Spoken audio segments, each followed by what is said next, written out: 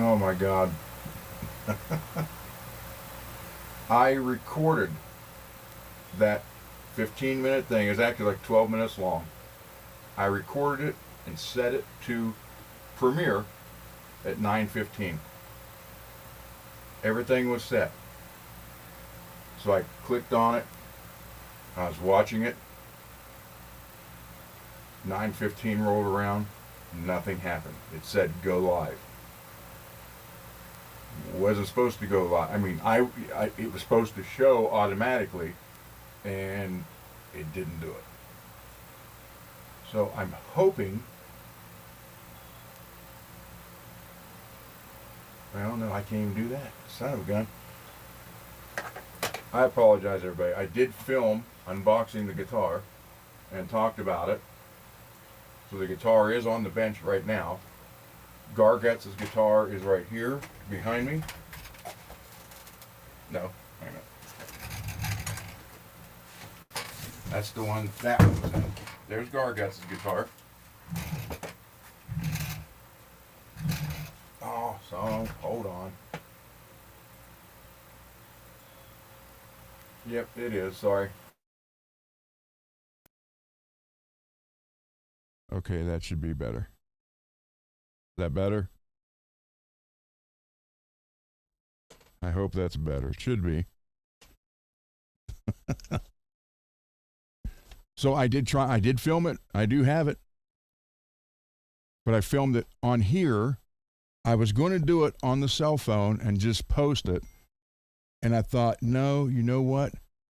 I'll do the live recording and then have it set to go, which I did, and it was set for 9:15 and it just didn't go. So I clicked on it myself and I said go live when it should have automatically done it, and it didn't do it.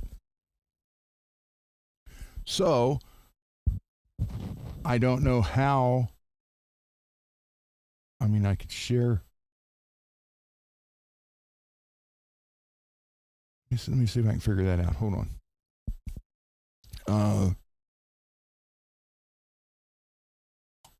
Okay, so I have to go back into here.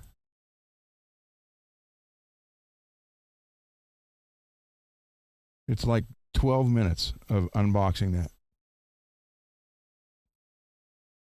So it's telling us we're live here. Recordings. So it's 11 minutes and 26 seconds long.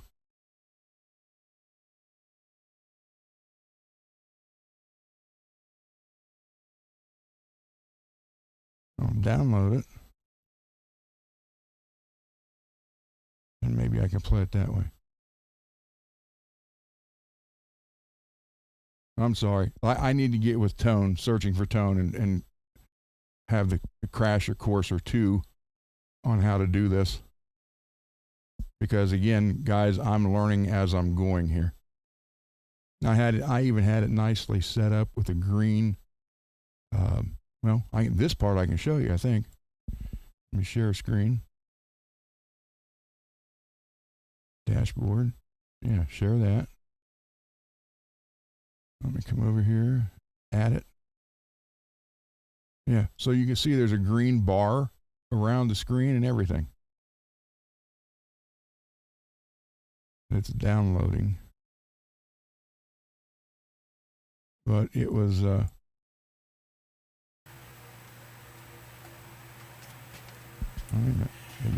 Hey everyone, welcome to Fretworks channel. I might be able to play it that way. Wait a minute, let me shut the speakers off. And yes, Dave is here. He's over on the cabin side. He just left the room about 10 minutes ago. He didn't want to be on tonight because all the time on the road he drove today. But he did say he would be on tomorrow night. So that might work tomorrow night. So let me spotlight that. And this is new guitar day for me. This is it. Can you guys hear that? No, it's not a Firefly. This was a box inside of a box, but since the other box was bigger than the bench, I put it on here. Took it out and put it on here. So we're going to open it this way. And also, Garguts' guitar came in. And it will be opened on tonight's show live. So we're going to open this right now, and I'm going to schedule this to show before we go live. So let's see what we got here. And I want to thank Billy Ray. This is part of a three-way trade that made this possible. I had the Spectre bass, and I showed it on here, and I did, yeah, showed it on the show, and then as I was showing it, MPN was texting me where he wanted it, and first asked how much I wanted for it, and then all that, but he was texting me during the show, and I couldn't obviously answer him. So it went from what do you want for it to I'll trade you these two guitars, and I ended up getting the Wolfgang, which I in turn set up and everything, got it going really nice, and the striped 5150 themed guitar, and set it all up and got it going. But you guys know I am not that big of an Edward guitar. Playing, yes. His guitars, not so much. It's not my style. So I traded MPN, the bass, for these two guitars. Set them up, new strings, everything, got them all working right. Completely put new pots, everything in the striped one. And then Billy Ray's like, hey, I'm going to buy this guitar, because he knows this has my name all over it. And he goes, I'll trade you this for those two. So that's why I'm saying about leg 2 out of 3. So MPN got the bass, and I got those two guitars. That's leg 1. Leg 2 is Billy Ray got this, sent it to me. That's leg 2. So I had one box. Now I had to use the box I got over there, and I'll be sending those two guitars to Billy Ray, and that will complete the leg. So let's look at this. I know most of you have seen it on the show. I've showed photos of it, but yes. And Billy Ray does package the guitars very well. It's a box inside of a box. And you can see here it's all wrapped up. Look at that. Charvel, baby. Charvel. I remember when they said buy Jackson Charvel.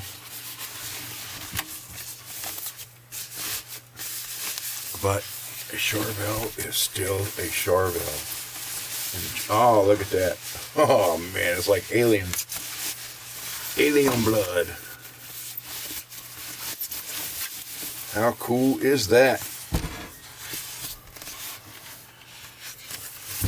Billy, I will send that back. I will send the Wolfie. I have the box for it.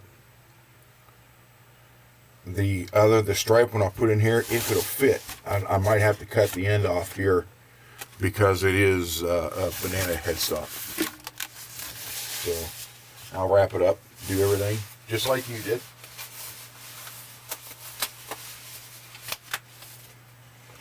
There's the bar.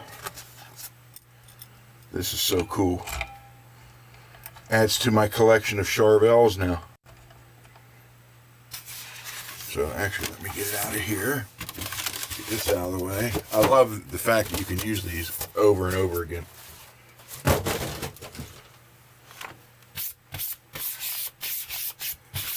You guys know me.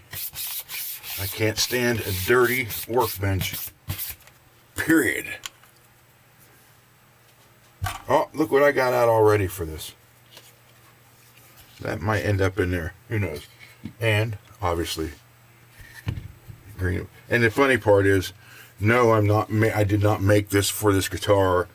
I just made extra ones with different various colors, and that happened to be one of the colors because I sent Dane the same one but without the tool tray here in front.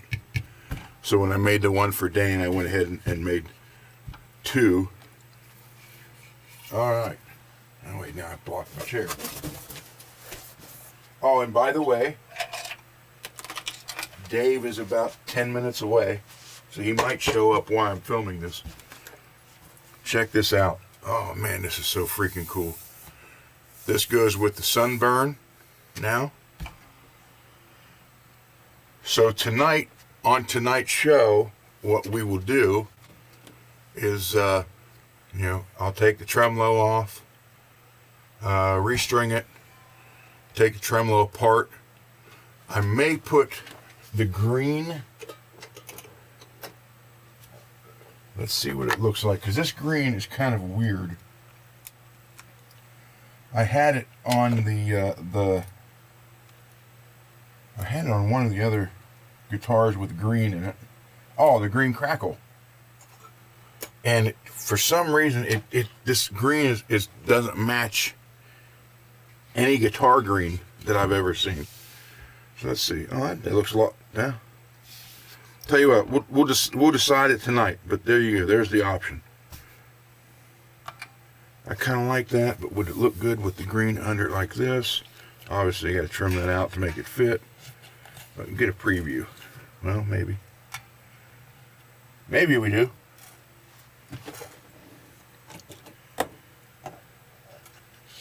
So we get a preview of that. So little touches like this kind of make it mine. I don't know. We'll discuss it tonight in the chat and see what we come up with. That's loose. That one's loose. So yeah, what I'll probably do tonight, take the arm back off, take the Floyd apart, because I'm pretty sure that shim's probably still in it, because very few people other than me and the ones I've worked on for you guys and all my other customers and Adam from FU Tone, the rest of them leave those shims in. Check it out, man. Now, still got the plastic on the back. Okay, this one was also made in Korea, so they must do all this version in Korea and all the other ones in Mexico, because my sunburn was also in Korea. So according to this should be 2023 model. So yeah, and I'll probably drop this stuff out, shield it tonight with the foil tape, redo the tremolo, strings. Fretboard's not bad, that bad at all, but we will go ahead and clean it, and there's no fret wear, so I'll just polish that with like 7,000 and 10,000, that's it. And then we'll have it ready to go. And I may end up, because they're only like, $6, order the green for this black washer in green, and then the white plastic washer. You can get green in titanium. So all 6 of these and 6 of these is like $10. It's well worth it. So that is one thing we're going to go through tonight, is this, and I'm going to unbox Garguts' guitar, which also showed up. So, and I'm using the mic from the camera here because, again, I tried to do the recording to schedule it, and it wanted me to go live. So I took the 2 destinations off, and then it popped up and said, go ahead and record. But I didn't want to hook up the other camera, so I'm using the one here. So anyhow, all that aside, you see what we got here. Freaking looks killer, amazing. This is these are both Trembuckers, JB and 59. And Monday on the show, we will create the first of 3 virtual amp settings and effects on the Helix for this guitar. We'll do it live with input from you guys telling me what you like and what you don't like. So with all that said, let me end all this, and we'll see you tonight at 9:30. Thanks, everybody.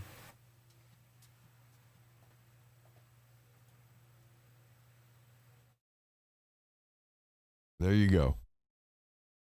And that was supposed to premiere on its own. And why it didn't, I have no idea. So, oh, now what happened there? Here we go again. All right. Yeah, Tone, we got to get together like maybe next week one day if possible and go through some of this, because what had happened is I recorded that on here and set it to go 15 minutes before this started, and it didn't. It wanted me to go live instead. So, yeah, I need to figure some of this stuff out. All right, so let me find the other. Who it says there's 26 people watching already. So who we got? We have Billy Ray, MPN, Mad, Garguts. Let me scroll down. We got Multi, Peggy. Let's see.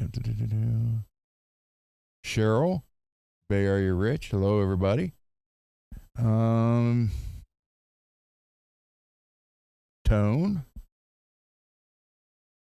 And Garguts again. Let's see. Multi. I think it's pretty much, oh no, Guitar Bob, Derek, and you guys are already making a bunch of posts already. Cool.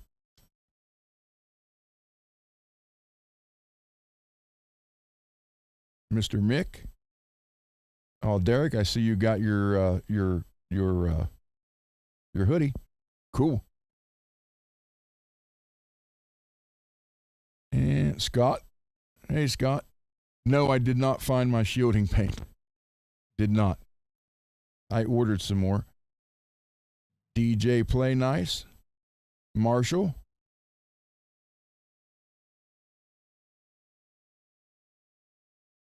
Greasy.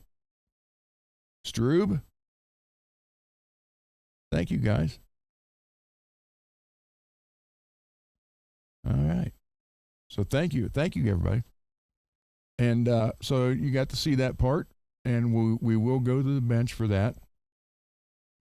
But I'm going to unbox Garguts's. I'm going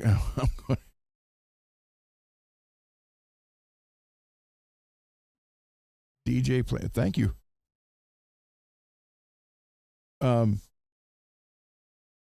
Rocky.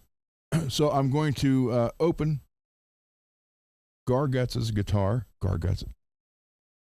And we'll go from there. This is going to be, a Garguts's, the guitar from Garguts. There we go. That's going to be a process video. It's not a quick one. It's going to go through stages. And since we're also doing painting, we have to worry about the weather, which, get this, in Cleveland right now, it's snowing a little bit.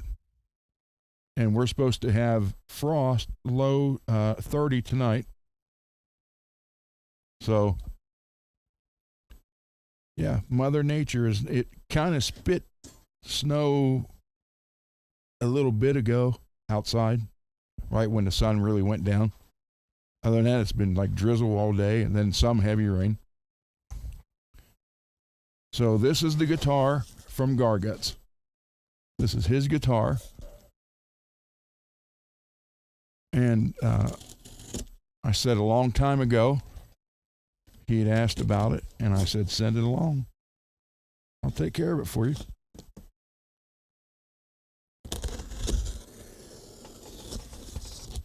Because it's it's what I do. I love doing it.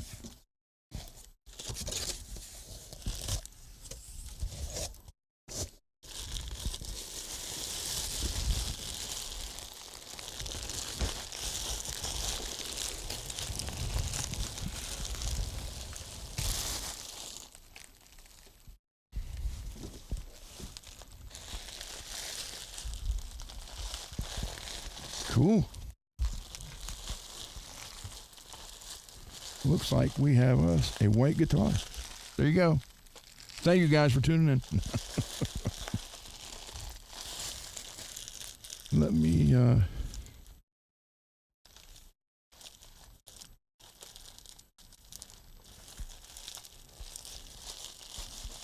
figure out where you got it all taped up.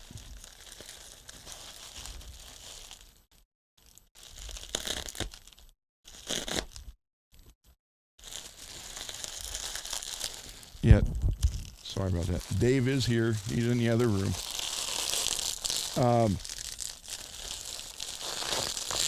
Actually, no, he's not watching. He is. He's on Paramount Plus. No, not Paramount Plus. He's on one of the other channels watching.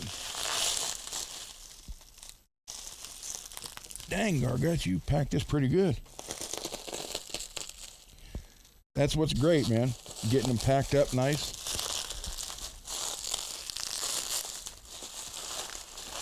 Well, it's going to take me the rest of the show to unbox this or unwrap it.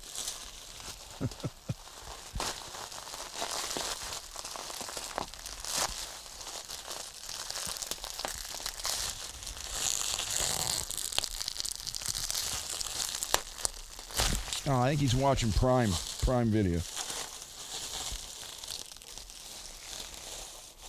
But we've been in here talking about the songs and what we want to do, and he's going to be here probably till Monday. He'll leave sometime Monday afternoon. So tomorrow during the day we'll be over here writing and recording.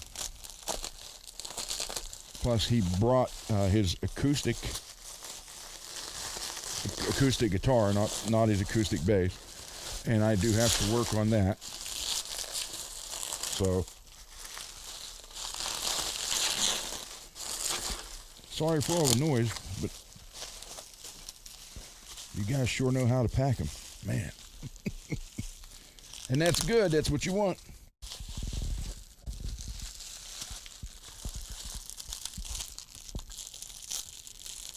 MPN. It's an Ibanez.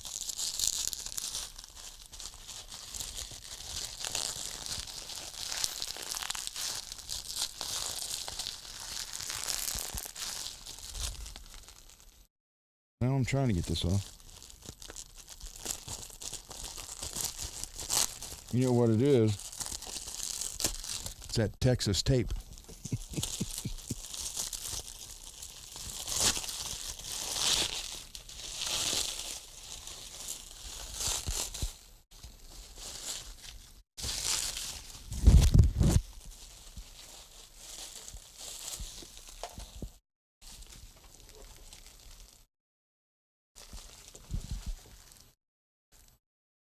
Something fell out on the floor.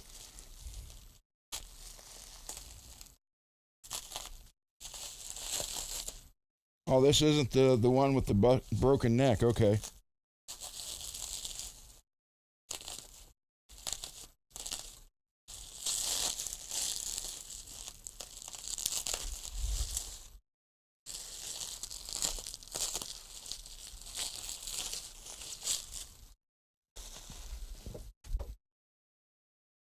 Because the one photo you had, the one had a broken neck.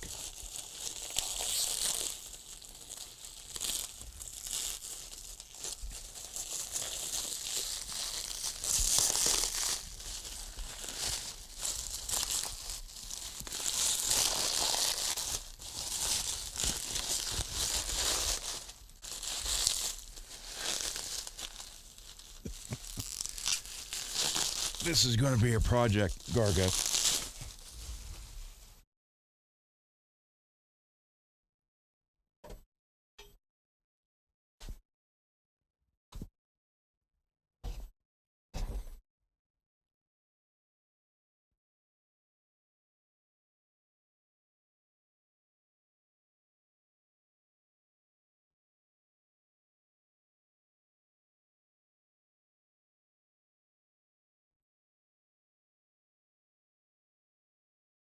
So it will be a project. Obviously not a quick one.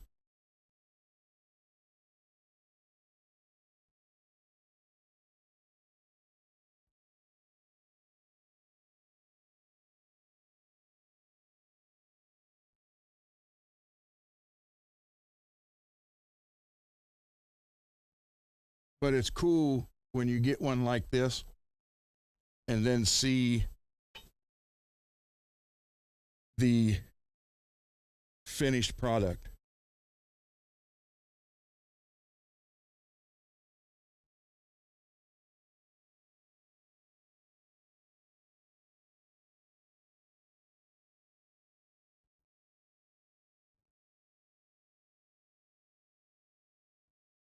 And no tarantulas in this, is there? Switch work.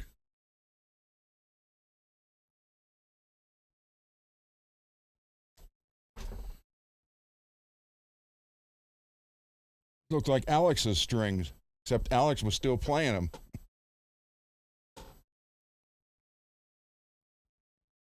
Yeah, that's coming off.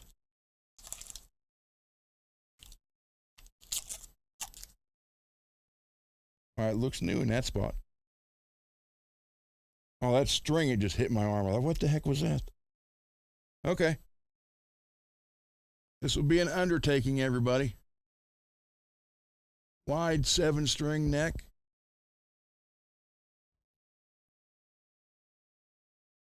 Frets really don't look damaged. A little bit of wear on this top one.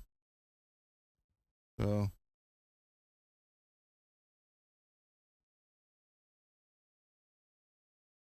yeah, I got the piece you need for the tremolo and a bar. So, yep.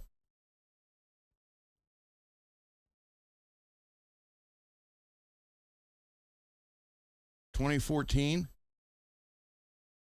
or 2011. Or it could be an 09. And well, Ibanez, I don't know how to read Ibanez one that good. But yeah, this is exactly what Alex's strings looked like on his Kelly. But he was still playing that. So all right. It'll get done. Let's see. I have to make room for these boxes. Oop.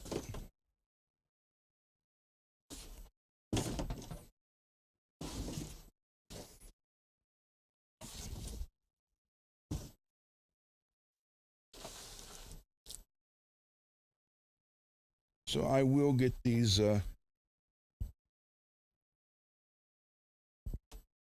it's like I said, it's really cool to see something like this transform into a finished playable guitar. Oh, now I'm running over plastic. So needless to say, the floor is a mess right now.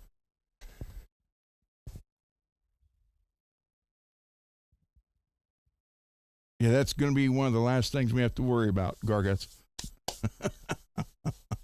Hey, Steve.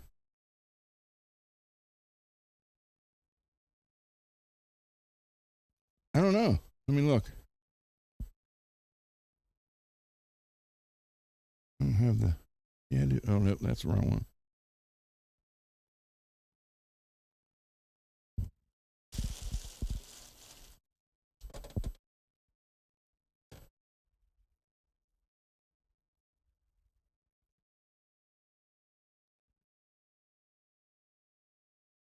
I don't see anything. Oh, it might have been the one string fall and hit the table. I don't see anything on the floor.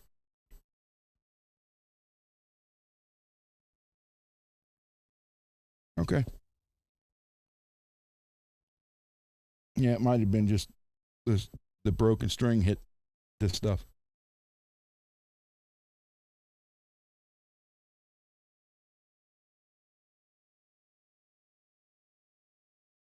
So we are good to go, guys, with that.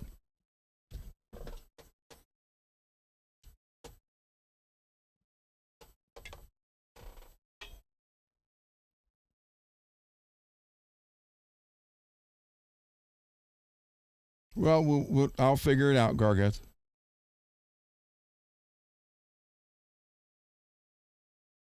We'll get it going. I was gonna say I had a neck. You know, I knew where you could get it. I had a neck. I knew you can get a neck, but that's 7-string, so it won't work.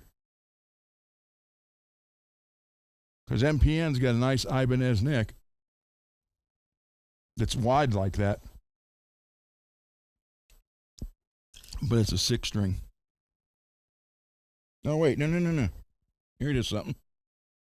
Oh, one of the locking nuts. Okay. So yeah, we'll be good to go. Let me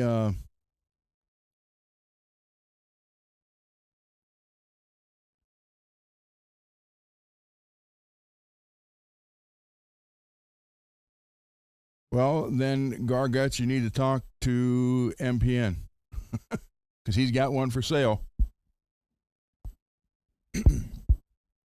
And I can tell you this, he paid close to $700 for it when he bought it.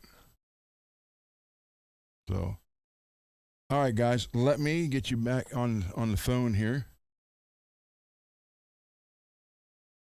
for the chat. And everything today went great at the doctor's. Even better than I was thinking. So that worked out great.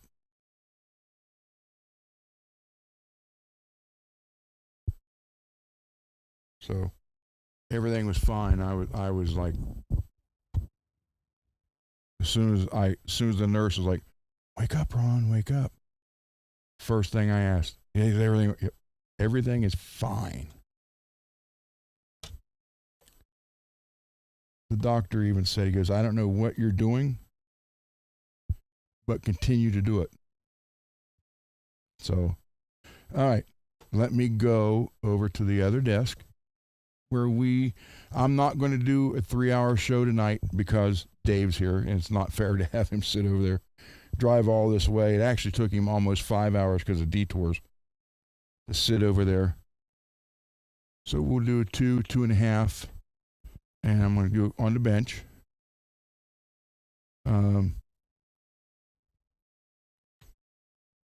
So, all right, we got Garguts' guitar unpacked. Tomorrow I have to pack these two up for Billy. And you know, Dave was in his chair. Move it out of the way. Turn the fan on, and I gotta switch cameras. Forgot. Hold on.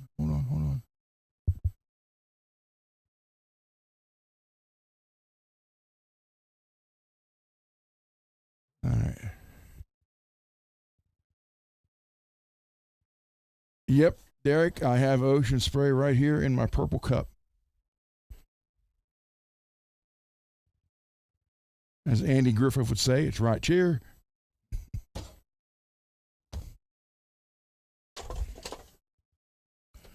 So here we go. Let me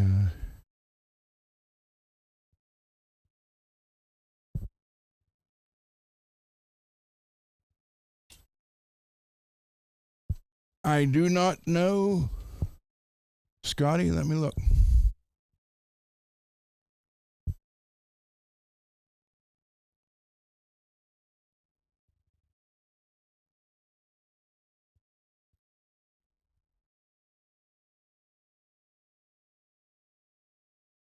No, Indonesia. Made in Indonesia. Yes, I have no Garguts. I have no 7-string necks whatsoever. So.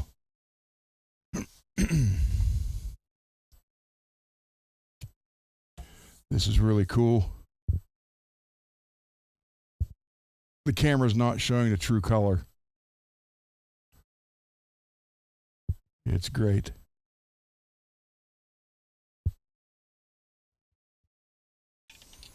So, wait. We'll flip it over.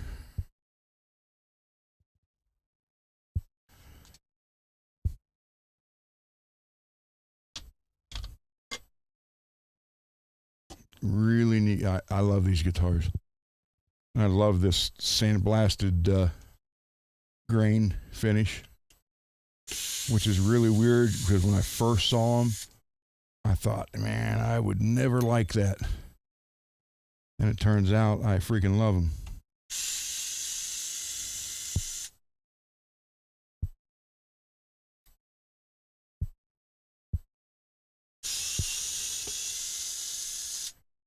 Okay, Gar. Well, like I said, MPN's got a nice 6-string neck that's wide. Not quite that wide, but it's wider than you would think.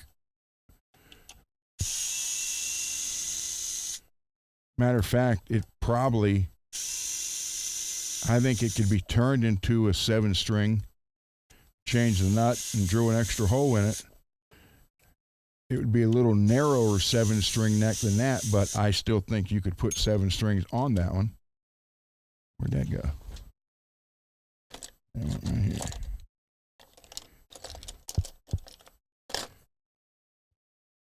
So, but talk to MPN and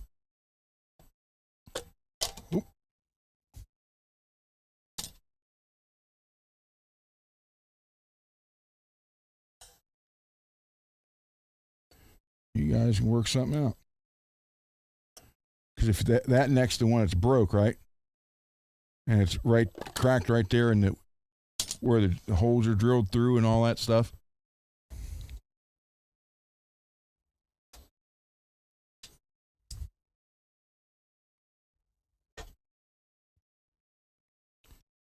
And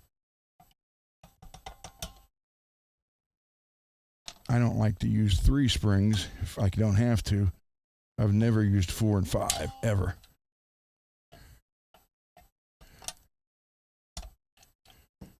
That shim's still there. That's what I said. Most people leave it. The tone robbing shim. Oh, I don't need to save these strings. I'm going to change them.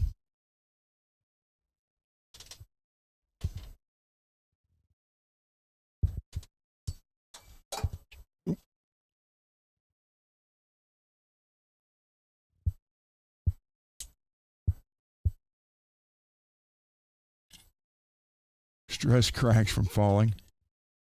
Oh, wait, let me do this so I can see better. Or see you. Try. Oh, dang it.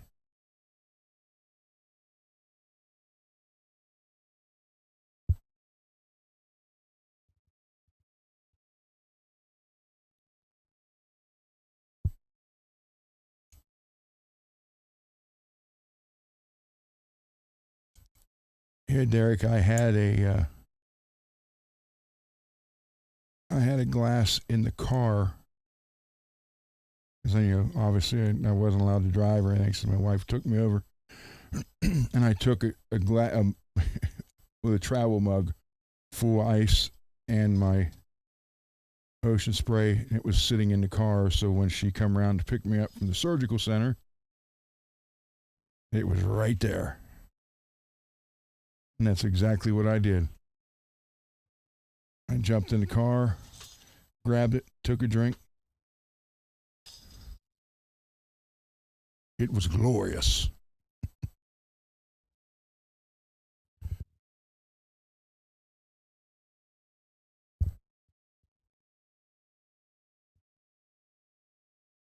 So we will take that tone robber shim out of here.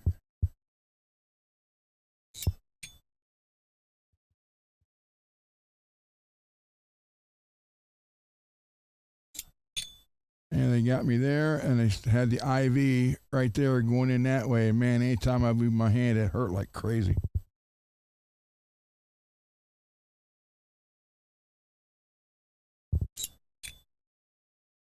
Well, hopefully they take care of your Garguts.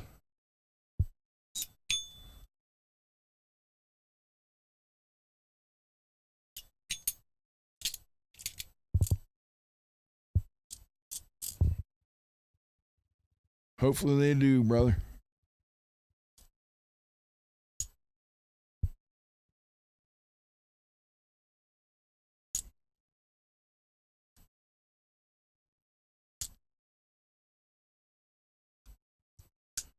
Yeah, this is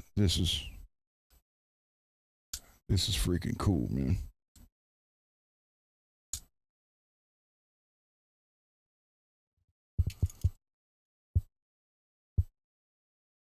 And do we have 1, 2, 3? 1, 1, 2, 3, 3, 2, 1. See? It's how they should be. Why the other ones are different, I don't know.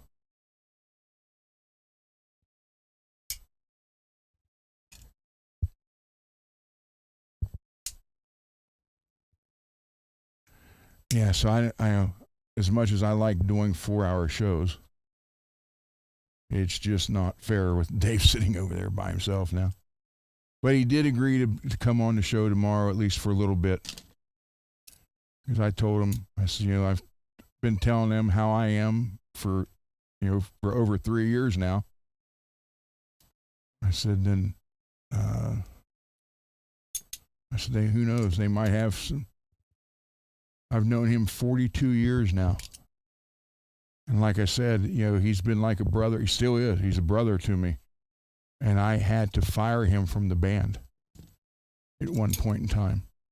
Now, most times when that happens, look at bands throughout history. When someone gets fired, they're done with. That never happened with Dave. Dave and I actually became better friends.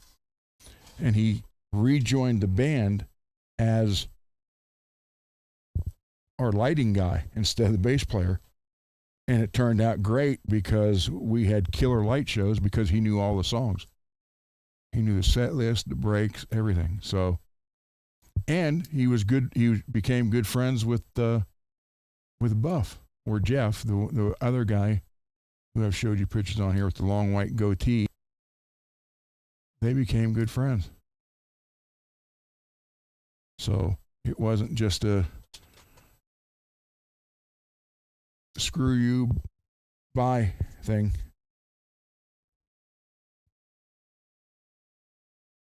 But he can tell you how we basically kidnapped him his senior year of high school, had him here, and how I was the one that bought the beer for everybody.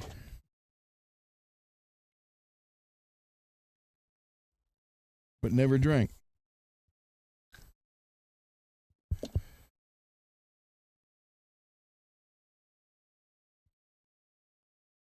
But he can tell you, okay, he can tell you all about the early days of the band and about my carpal tunnel. He was here when all that happened.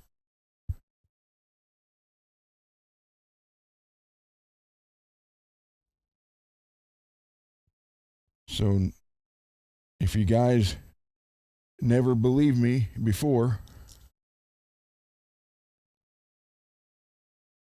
now's your chance, because I don't do a Sunday show, so tomorrow will be your chance to ask. And he'll probably be gone Monday before the show, unless you decide to stay till Tuesday. But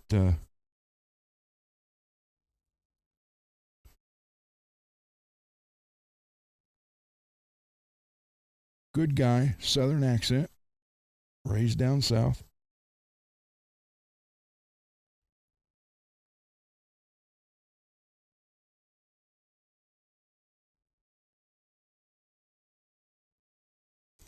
Yeah, we would go get him, then bring him up here just for a weekend. He'd end up staying 2 weeks to a month. He always, oh, Mom, the car broke down. Got no way getting me back home. And we really think they went ahead and passed him because they didn't want him to come back.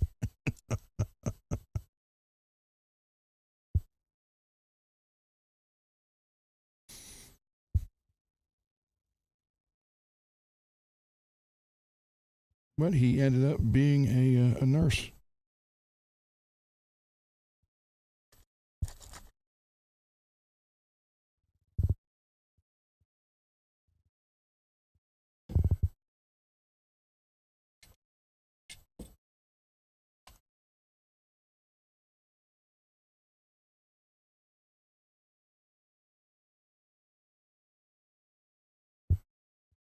I was telling him about you, Garguts, a little bit ago.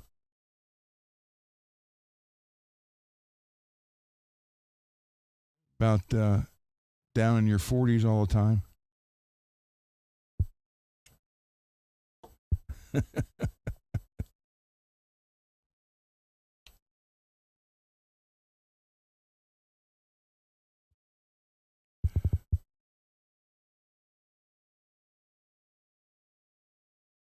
Yeah, you packed it pretty good.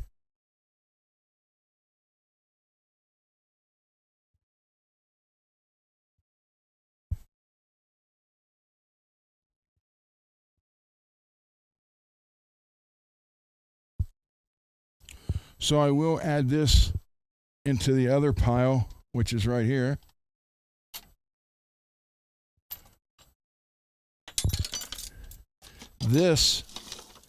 All these right here are just from guitars from this year, since January. Scrap pile. But they do come in handy for other things.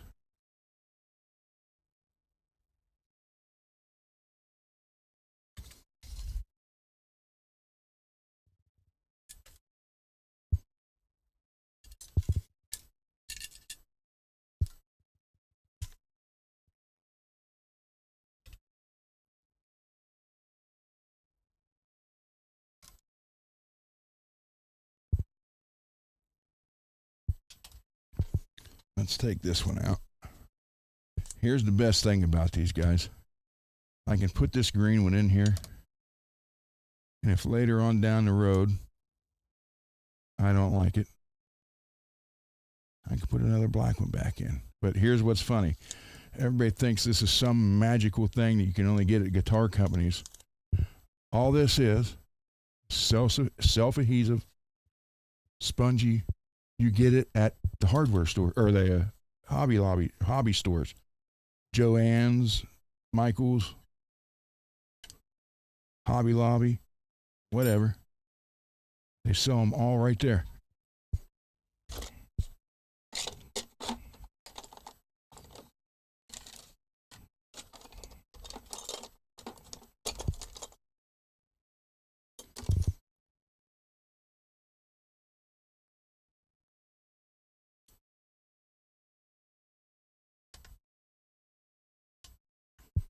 It's just self-adhesive, like foam.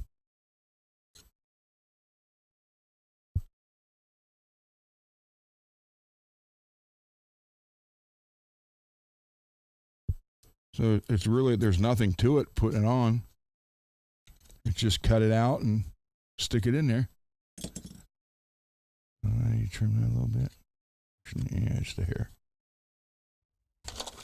And if you don't like it, you can always change it back. No big deal.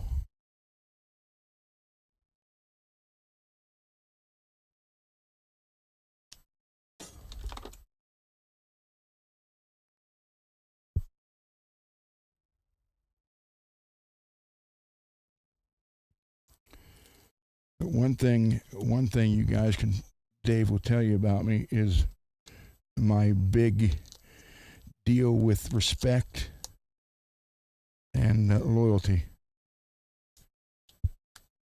How I truly do feel about that.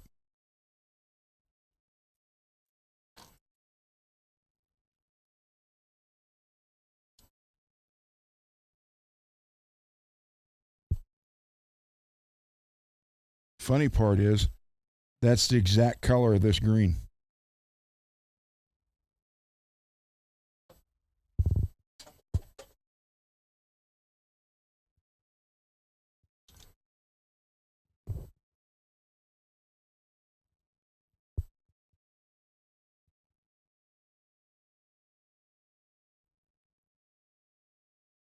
I don't have my wedding ring on because I couldn't take it in there today with me.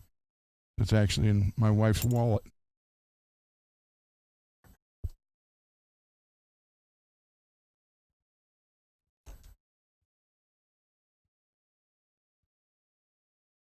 In the change purse part of her wallet.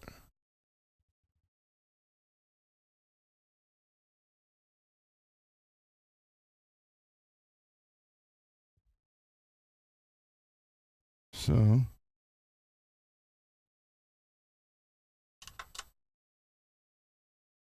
right, so that's that. Let me make sure this is tight. Now I'll have to get a push-in bar for it eventually.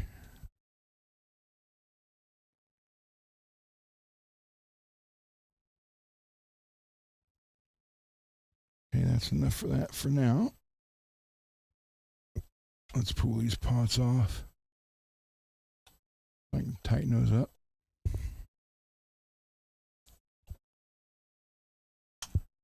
Oh, push-pull. Way to go. Come on, get out of there.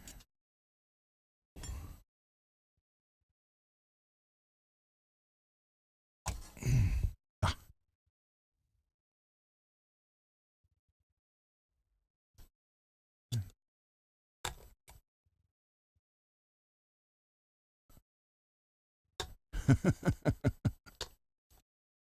I'm rebuilding it, Ogre. Making it better than it was.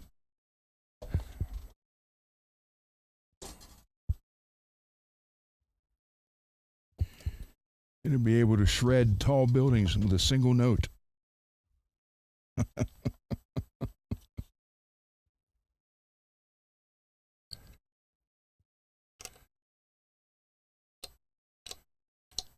Leap into a solo like a freight train.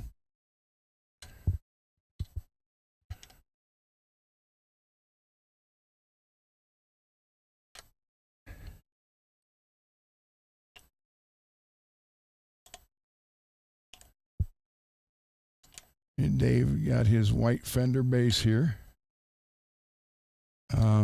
His acoustic. And he brought an Epiphone bass body. I think it's loaded. And I'm going to do stuff to it too, paint it. And he also has a Epiphone, looks like a Les Paul bass. I need to take these out of here. I hate these shims.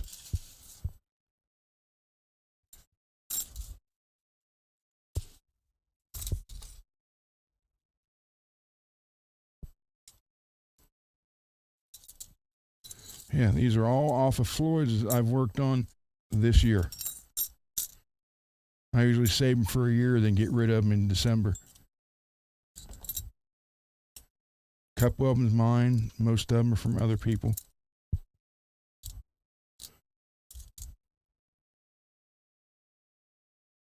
You don't need these.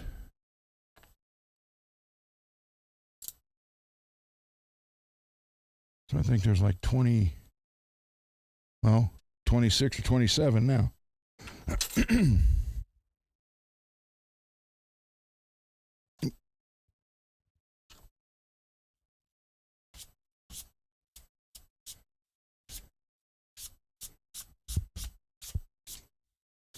And Peggy, you can even ask Dave about my toolboxes.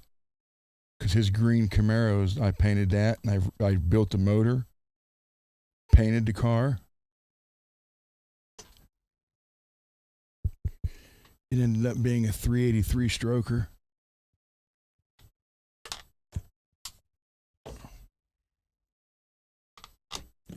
Lanati steel crank. Like that wasn't even straight. Yeah, it had a Lanati steel crank in it. I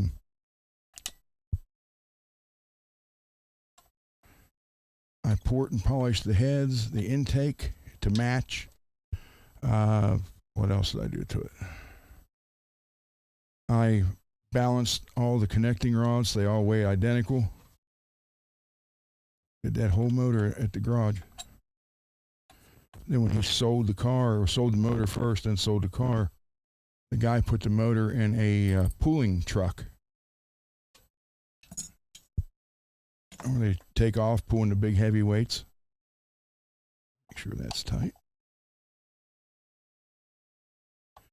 Traveling from the Carolinas to Arizona, then from Arizona back to Ohio. You're going to get some looseness. Ogre, it was a 1980 Camaro that I did basically this color green. It was originally Hugger orange. Need to glue those feet on here, the rubber feet on the bottom of that. So I did it 70 Cuda lime green. Okay, those are.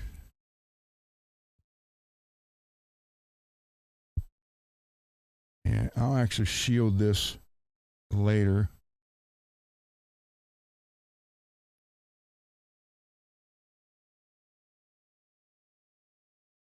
Kind of nicked the wire. Somebody nicked the wire right there. That's not. I want to get it and hear it. But so here's the question. Should I go with the green hardware in this tremolo?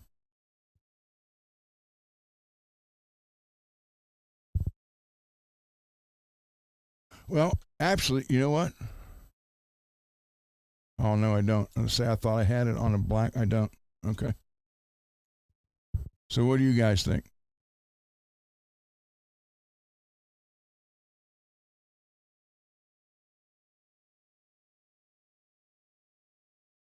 Green, green, green. Okay. Hold on. I got two.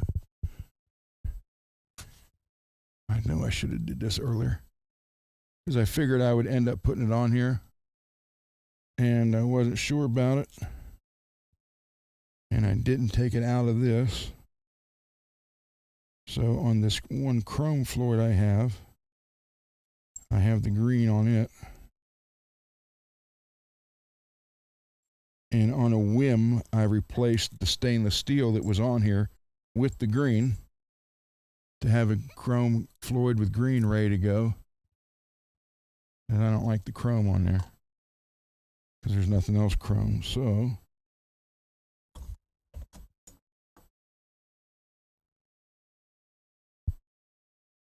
I'll take this all apart. Yeah, Ogre, he had the 80 Camaro, and I had 4 70 Chevelles. 3 of them were SS, and 1 of them was a 70 Chevelle wagon, which had a big block in it. 1, 2, 3, 3, 2, 1. See?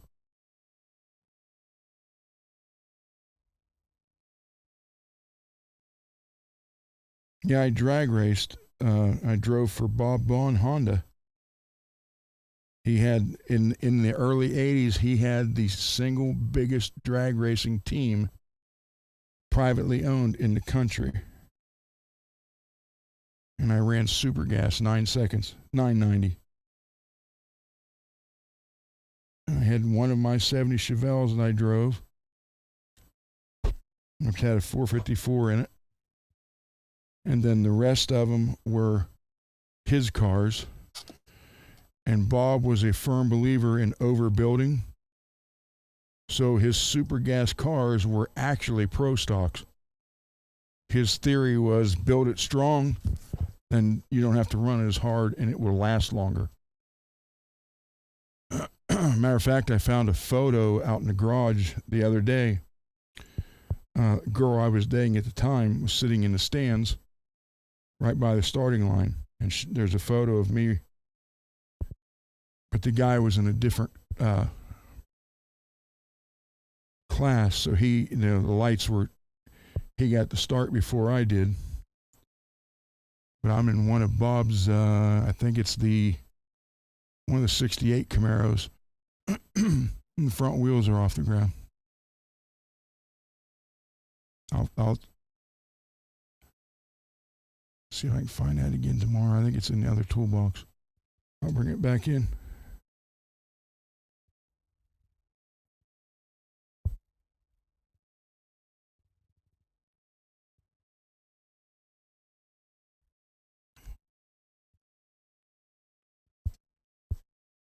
If you look at the 1980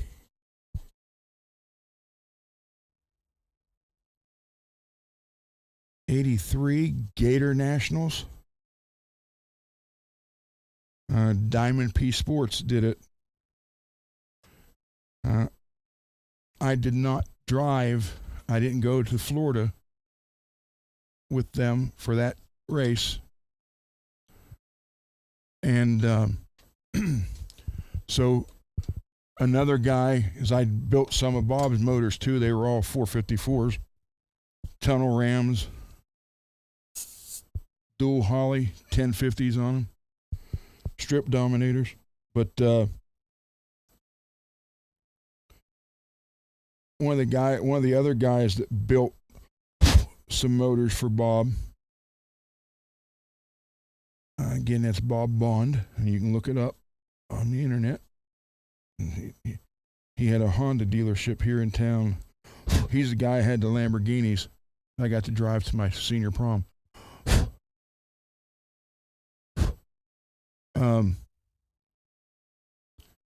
And he had a yellow and black Viper when he died. I was like, oh man. But all the cars were yellow and black with some like red and orange stripes, and it said Bob Bond Honda on the side of each one of them in gold leaf. And he even ended up having a alcohol funny car. So he actually had 13 drag cars himself. And he had drivers for all of them. But I didn't go to the Gator Nationals. I can't remember why I didn't make it. But I didn't. And so one of the other guys who built motors for him, his son, had just got his NHRA license. And his son's name was Mickey Thompson. And it wasn't the Mickey Thompson. He was just named after that guy, after the legendary motor builder. Oh, what am I doing? I got to put see, here I am talking, not paying attention. And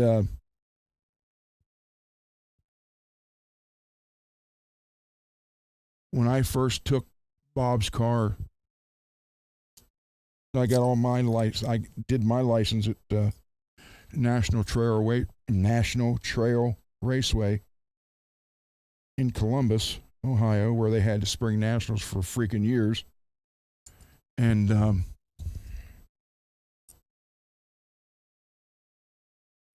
Bob always told me, he's like, hey, when you know, don't hold the wheel here, and it had the Lenko shifter. You had to hit all rods. He said, don't hold it here. Hold it at the very bottom, not this way. Hold it this way at the bottom of the steering wheel. And I always laughed. I thought, why? He says the front end comes up. If you're like this, your hand's coming down, and when the front end lands, you're going into the wall. Okay. So, you learn that, and that's how I did it. Well, apparently they didn't tell that Mickey Thompson that, because it made Diamond P Sports crashes, and they're like, I even remember it was a Vega, one of Bob's Vegas, and they're like, rarely do we have accidents in the super gas class, but this year at the Gator Nationals, young driver Mickey Thompson for the Bob Bond team. Yeah, that one go. And that's what he did. He had his hand up on top of the wheel, and when the front end come up, his hand went down. When the front end come down, he went right over and ended up rolling the car. Then the car sat here about 2 blocks away from me behind Bob's shop for about 2.5 years. All rolled, damaged. Yep. I should have bought that off of him.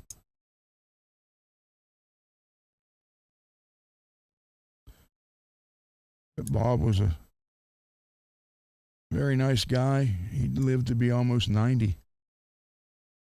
He graduated high school in 1944, and there's history, 44, 45, and there's history about him. He drove for the Rod Shop in the late 50s, 60s. He started the quarter-mile racing on a motorcycle and grew his empire into a 13-car, privately owned.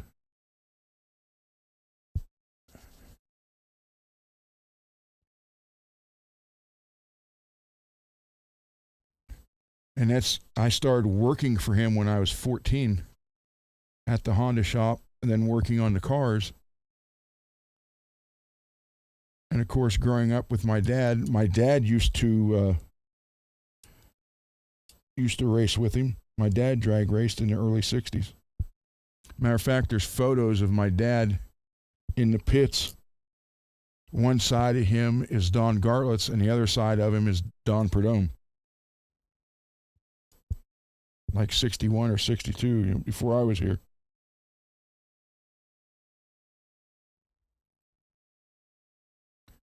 So, I started working on Bob's cars a little bit at a time. And then he let me build a small block Chevy once, when he first got that Vega that we ended up putting the 454 in. But when I say Vega, it was just the Vega body. The whole chassis was a rolling custom tube built. It's just the body was a Vega. But and we end up, but he was, he's like, okay, go ahead and try it. He gave me free rein on a 350. And after I proved to him that I could build them, then I got to graduate to the big blocks.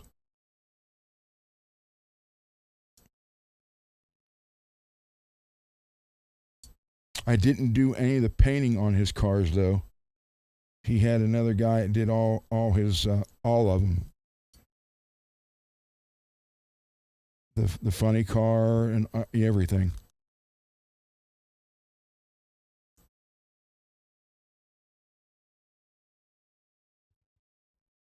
So they were yellow and black, but it wasn't this color yellow. It was more like an orangish yellow. But yeah, you can see, I think, it should still be on the internet.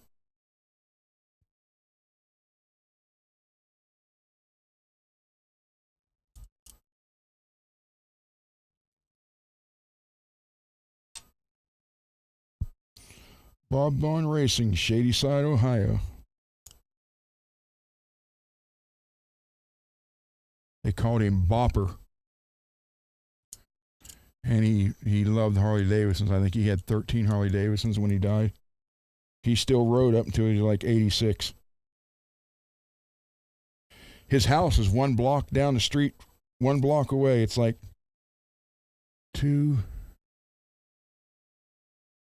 or 9 houses down.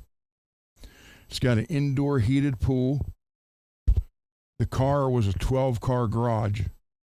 You went in the front door in the front of the house and had a back door, 12, carpeted, heated, controlled. He had the 1953 bubble top Corvette. He was a Chevy fanatic. Matter of fact, he is the one that ended up with my drag racing 70 Chevelle.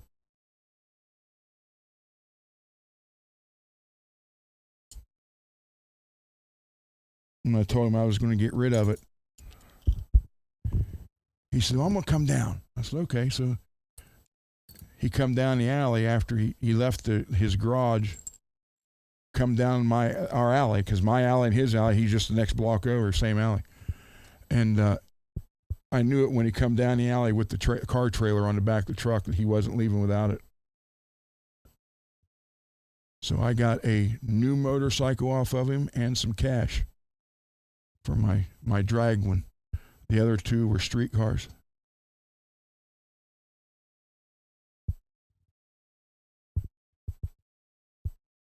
That's why I said I got a bunch of Mac and Snap-on tools out there. And I built the motor was in that green Camaro of Dave's. And talk about OCD in detail. All the casting marks on the block, I actually filed down everything smooth and put a heat primer on it, and then painted. The block was yellow and the car was like this color green, and everything was chrome under the hood. I think it maxed out close to at 5,800 RPM. It had almost 600 horsepower. And that was 1991. That was not fuel injection.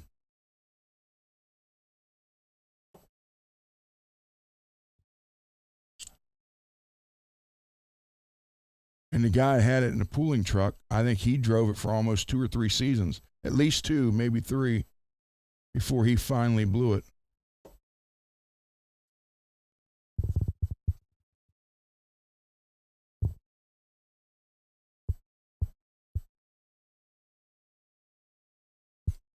So with my dad drag racing when he was younger in the body shops, I just grew up around cars, building them and painting them. So now I'm transferring it over to guitars. Build them and paint them.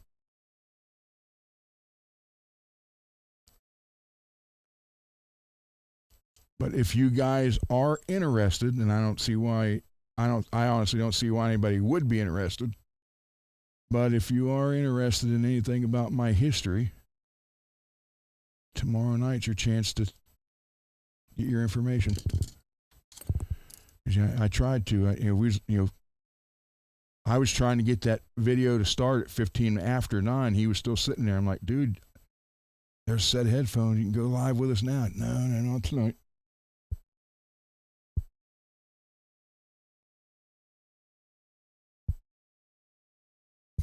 Hey, Dave. He's sleeping?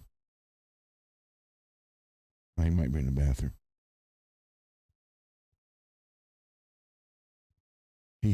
I got a great big puffy leather chair over there. He says that's his chair when he's here. So he might be sleeping.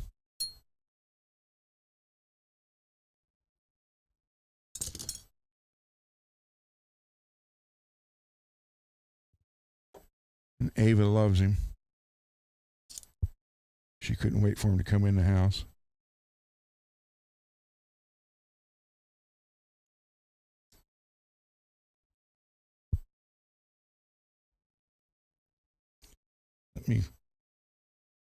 Let me walk over there for a minute. See if he's sleeping. Oh, by the way, I am printing out a bunch of... Mr. Mick, are you still here? These 3 are yours, Mr. Mick.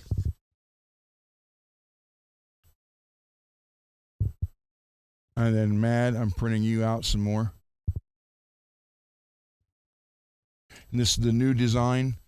You don't have to take this apart. You can slide the paper in from this side. It's a lot quicker. Let me walk over and see if he's asleep. Hold on. I don't know if the wireless will still pick me up. Hey, Dave. Oh, okay. I just didn't know if you fell asleep or not. God, believe it or not. This is one they. Which one is it? Oh, yeah. I love this. It's not bad. Yeah. It's not bad.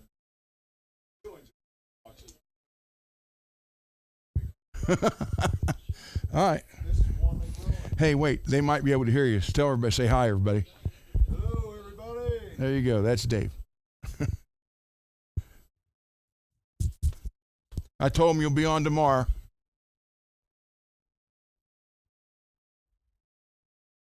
So there you go. I don't know if you guys was able to hear him or not. So yeah, Matt, I'm making you 3 more of those. Okay, so that's in there. So we got green on green.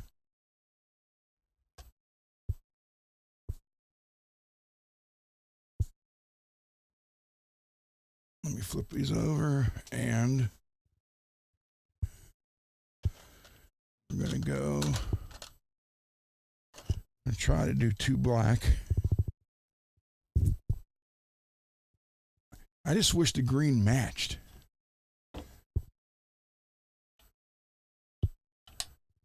Somebody commented the other day when I did the short on changing the post.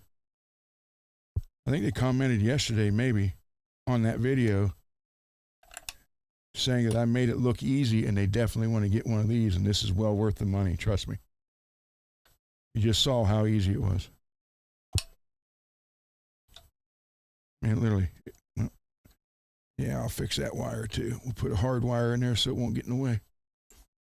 But, yeah, hook it, pull it over. There it is.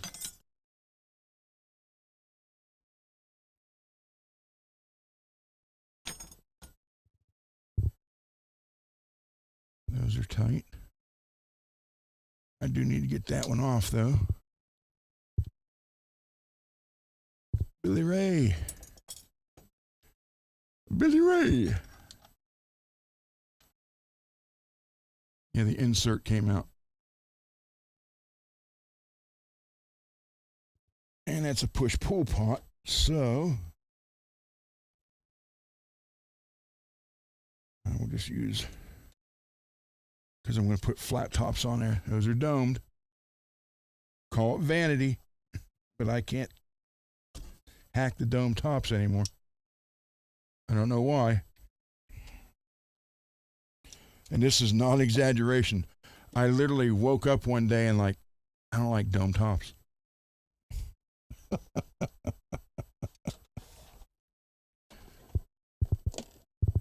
So I quit using them. So we'll go with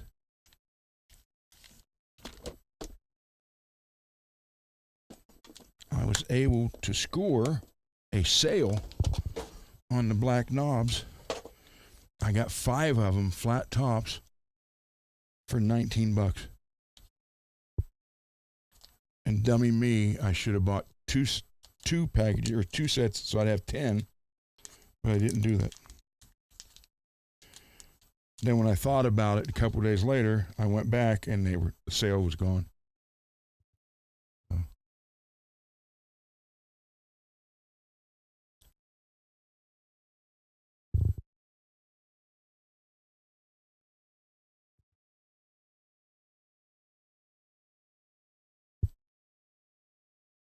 Get over there.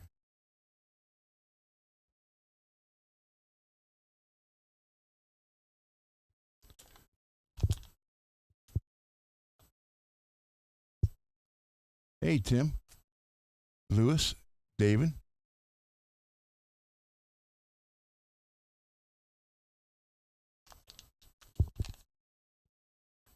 Do I like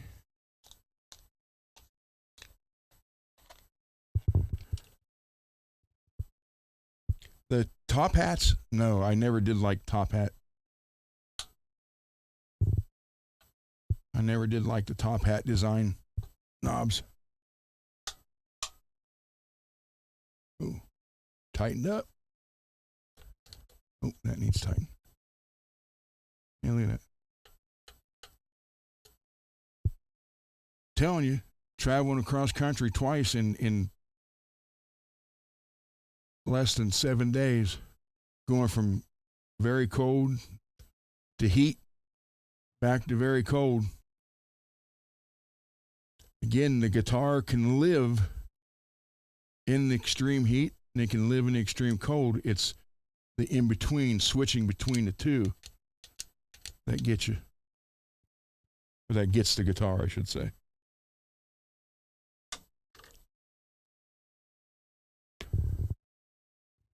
So, just to be on the safe side here.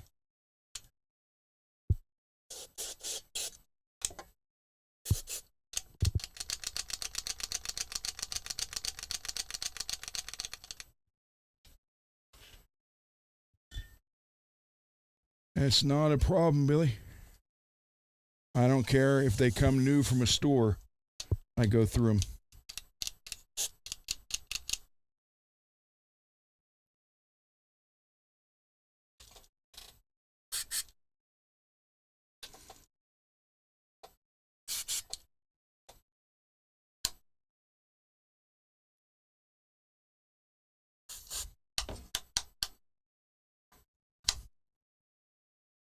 Cool. Next week, I'll take this out and copper tape all that. Unless the shielding paint gets here in time.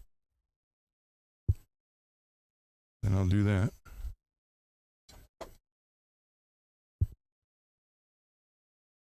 Okay. All right. We're getting too much stuff on the bench already. Driving me crazy. Can't help it, guys, and I'm not trying to make fun of anybody, or I literally can't hack that.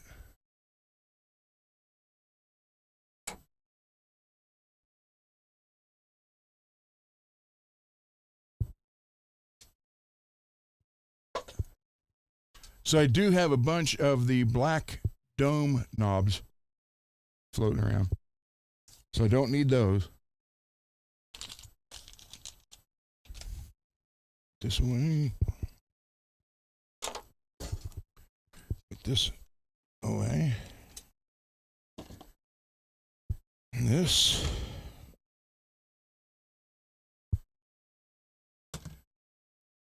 And this. Put away, you know where they are. So we got 3-way switch, nice and tight. Oh yeah. Knobs are nice and tight.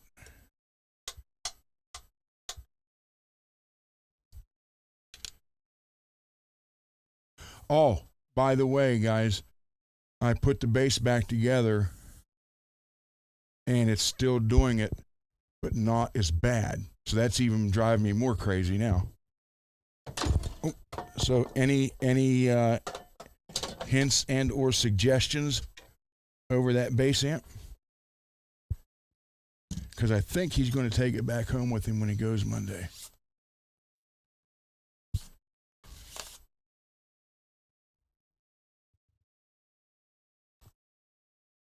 So I am open for suggestions.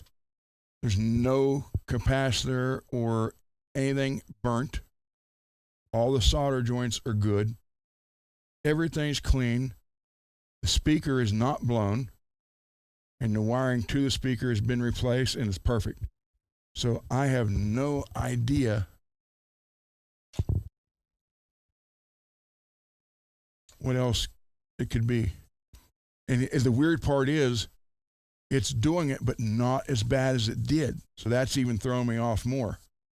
If nothing changed, then it'd be one thing. But to have it like now work a little better, but still not perfect, what the heck is going on?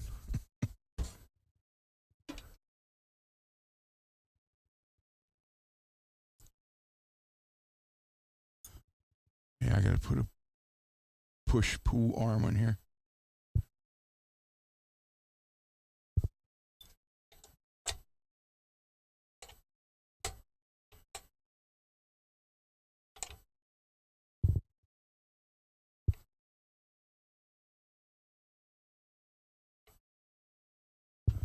No, it's a little better, but it's still, that's what I don't understand. You know, you would think that it would either fix it or it wouldn't have. So it kind of did a little of both. It didn't fix it completely, but it's not as bad. So that's what's really got me all messed up now.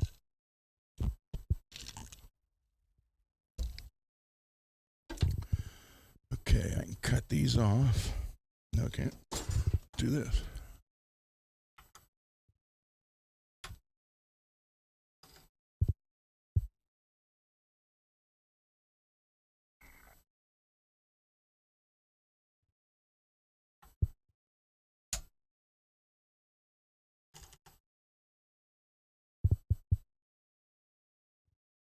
Yeah, I put push in all of them, Ogre. It's just, again, some people say that's stupid to do it. But I don't like the sloppiness. You know, like if you loosen that up just a hair, there. The bar is moving and the tremolo's not. I like it when it's, so.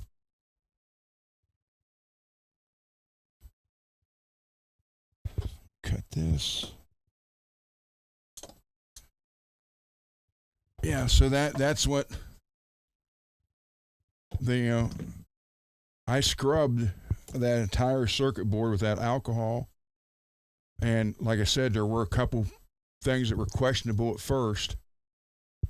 But then after I hit everything with the alcohol and cleaned it, you know, I could see that the solder joints weren't bad. So I was hoping that was it. Plus, you know, cleaned out every input in it. I don't know what it, I mean, you know, and I don't know how to test because I am not an amp guy at all. I just thought I'd be able to do that and kind of get it ready for him to take back with him, but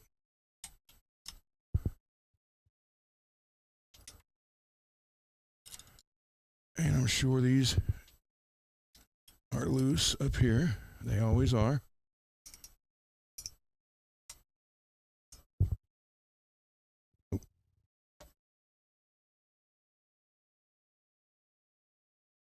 So tomorrow, while you know, when Dave's on the show, if my wife is not in bed yet, I will run it by her if she minds if we demonstrate the bass amp so you guys can actually hear it. Because like I said, once you start playing it louder, it's fine. It's at low volume, it sounds like the speaker's blown, but it's not. Because If it was, it would be doing that sound at the louder volumes, not the smaller ones or the lower ones.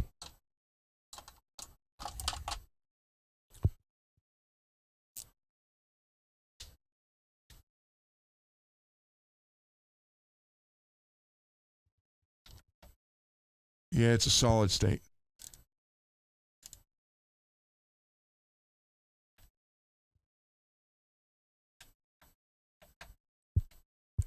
It's a crate, made in America crate. BL, wait a minute. B160XL, right there.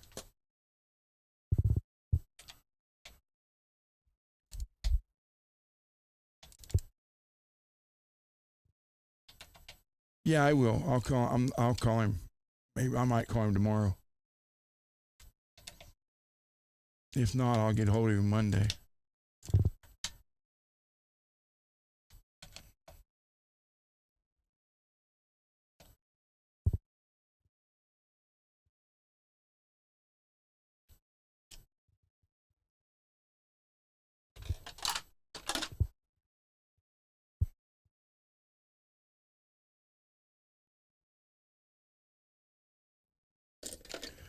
Yeah, it might be. I don't know. Both circuit boards were covered with something sticky. And I cleaned both circuit boards. All the solder joints are fine. There's nothing looking burnt. Visual wise, it looks like it should be fine.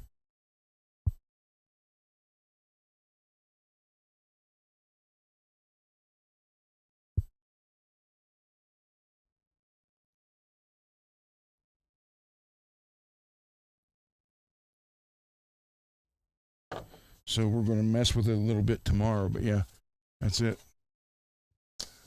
B160XL, and here's a list of familiar problems with that actual amp. But none of these are actually what was wrong with it.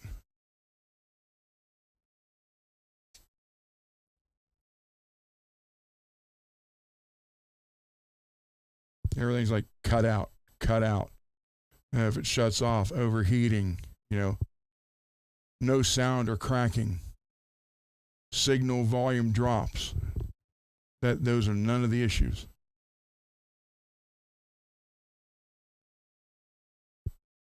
I even did clean the effects loop, even if you're not using it.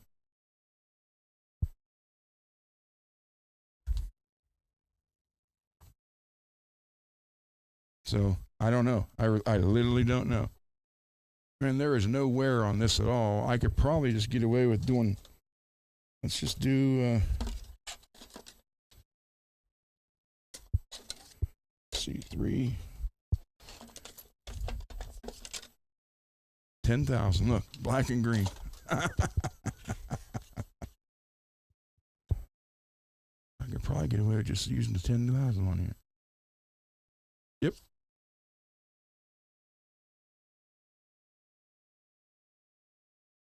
The difference between that and that.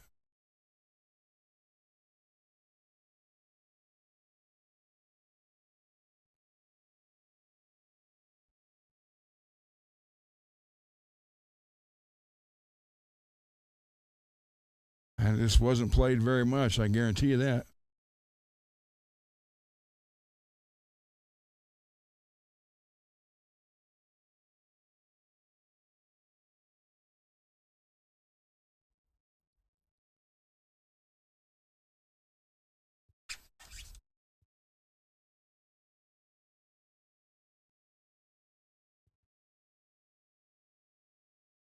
I agree, Russell, but I am not, I am not an amp tech in any way, shape, or form, nor do I claim to be.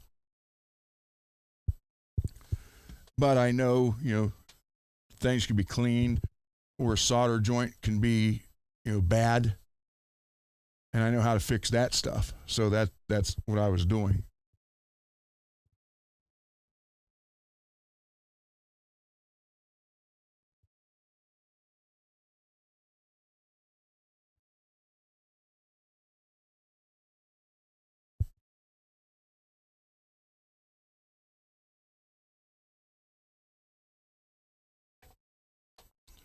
Man, just with 10,000 grit, look at that.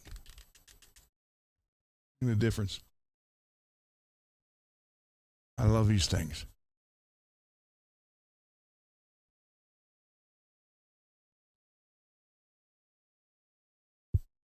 And then again, for those of you who want some of these,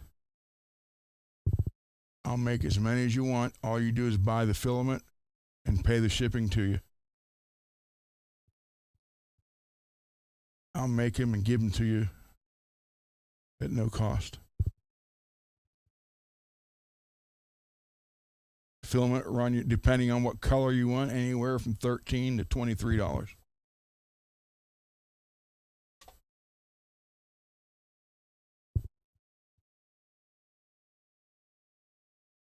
And look, I no longer have to get out the whole cover. It covers the fretboard. I don't have to tape the fretboard. I don't have to use the polish and the Dremel tool. Literally sandpaper. This is 10,000 grit.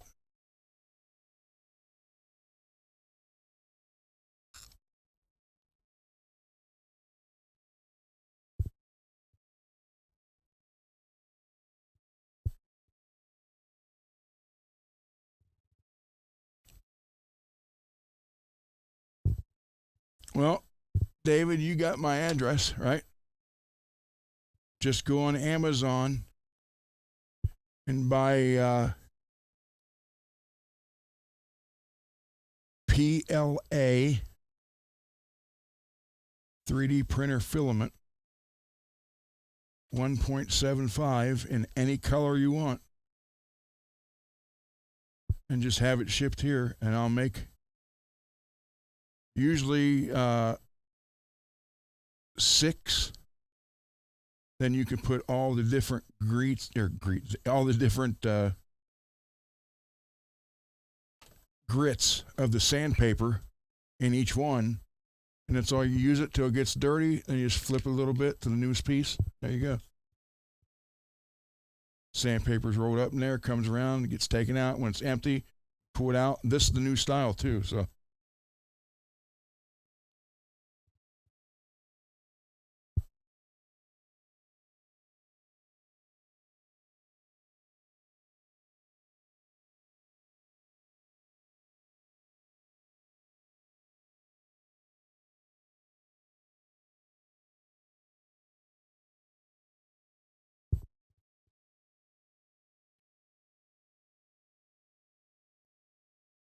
And when you get to like this 10,000 stuff, you can usually get 2 frets, maybe 3, and then just crank it to over one a little bit to the next piece.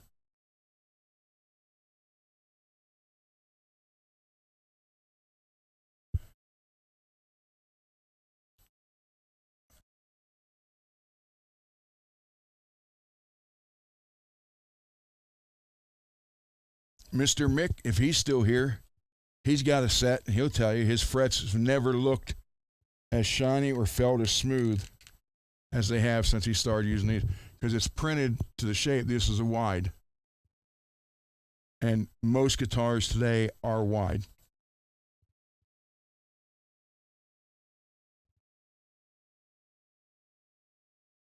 No wool pad on a no metal polish thrown everywhere. No nothing. No dirt. And they come out looking like glass.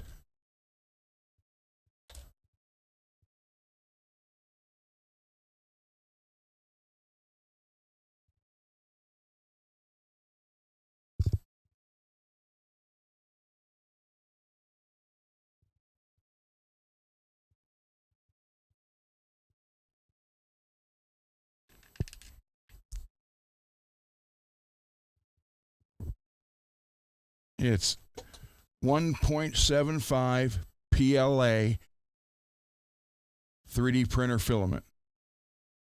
Anywhere from $13 on up, depending on whatever color you want. And I'll print them out. And then shipping should be, I would say, under $10.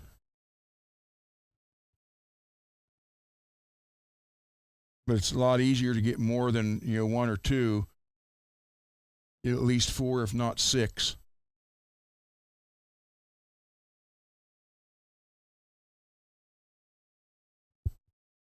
Put a cable in the effects loops and then try it, bypass. Never thought of that. Cool. Well, I can't do it now. My wife is sleeping right above the studio room. And even with the sound deadening stuff, even on the ceiling, she somehow still hears the bass.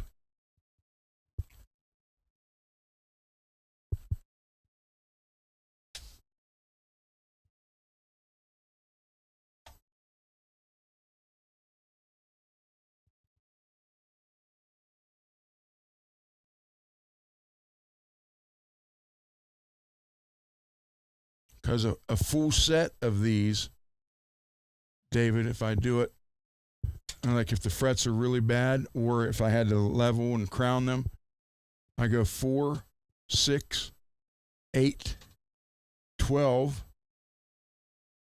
15, 2,000, 2,500, 3,000, 5,000, 7,000, 10,000. But these really had no wear on them whatsoever. They were just kind of tarnished, so the 10,000 grit just worked wonders. Look at that. No mess.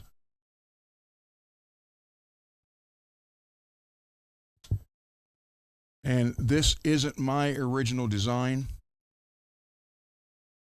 I've tweaked it some, but it's still not my design. But this gentleman puts these out for anybody to make and use. You just can't sell them. So I don't sell them. You just buy the filament, I make them and ship them to you. And it's no different than you buying a printer and figuring it all out and making them yourself. So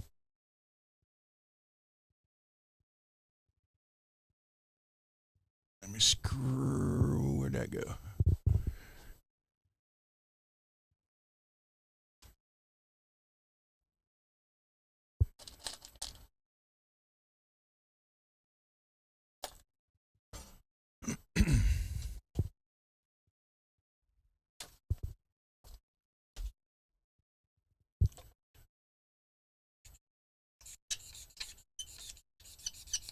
Just scrape what little bit of gunk that's on here off. It's not much.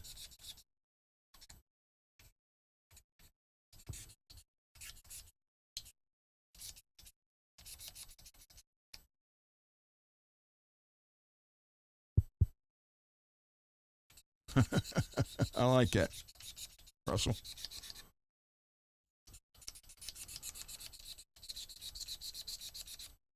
Yeah, I'll have to see if I can find a schematic for it. If you watch the show from the other day, you'll see where I took it all apart and cleaned it.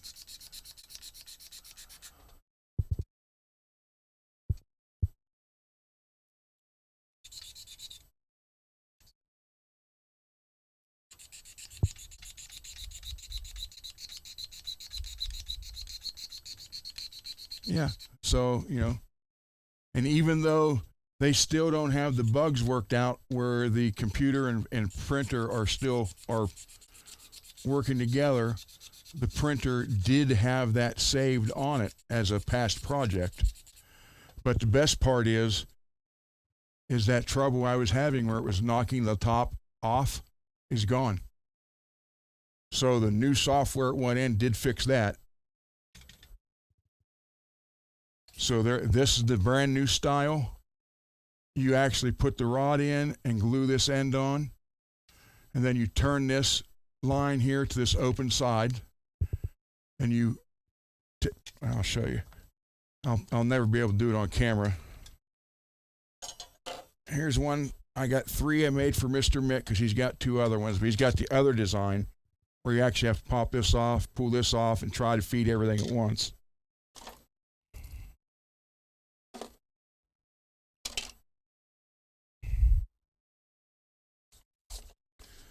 This is 5,000 grit.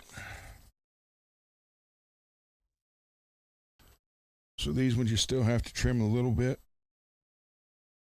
which I do.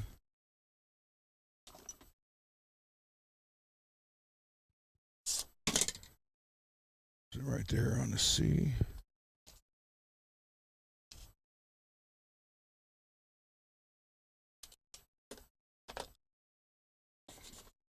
How you do this, again, when I'm trying to show it on camera, I won't be able to do it. So you take the first part, bend it this way, and that's the part that's going to slide into there, and then you roll it. Let's see, this way. The other end. So I put a little roll there and roll this in.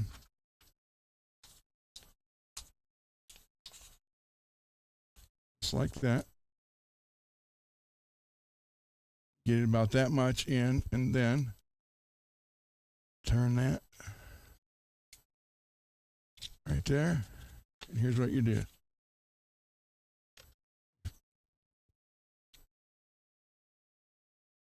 Start that right in there.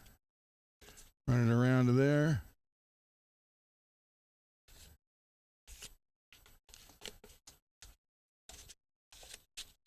That's it. Ready to go. That's all there is to it.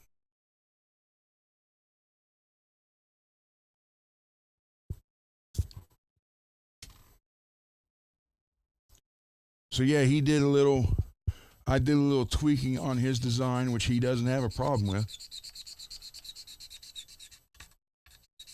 And he's got all kind of stuff that you can print for guitar stuff, and he's got on there. You're free to use it however you want.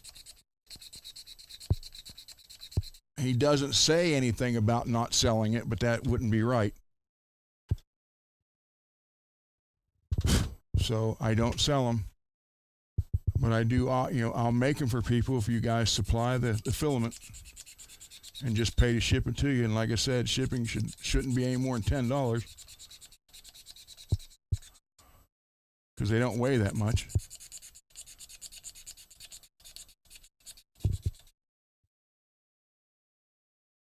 Yeah, the older ones, I got a couple of the older ones here. They were number 18. That's 19.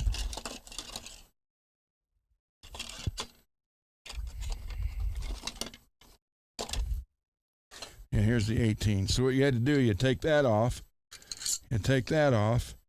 You had to tuck the paper in there, then roll it, and then try to feed it in here and through there. And then it couldn't stick out into that little gap, or that wouldn't work. Then you had to get this on and end up being a pain. Well, with that new design, you can put that in and glue that handle on there. You don't have to worry about it. You can get it in. So this one you can't do it with that way. It's not designed to come across. This one is.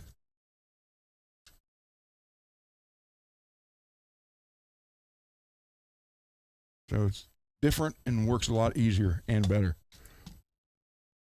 But yeah, buy whatever color. I mean, there's purple, black, yellow, green, whatever color you want.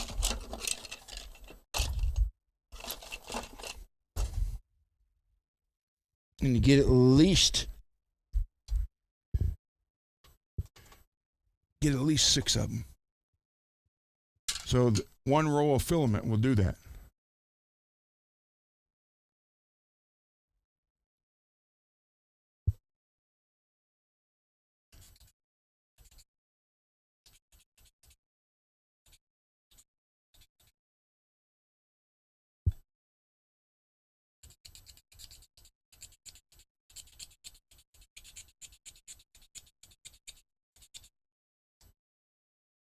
Like I was showing Dave, he hasn't been here since I did this.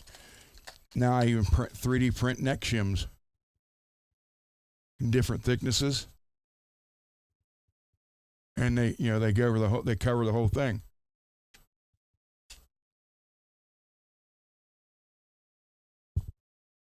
I print all kind of stuff for the guitar, for the guitar now.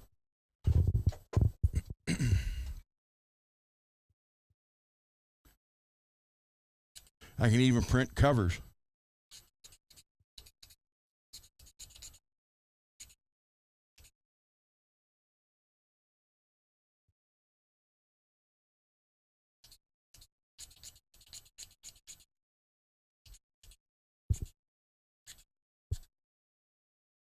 Cool, Russell. Email it to me, please, the link.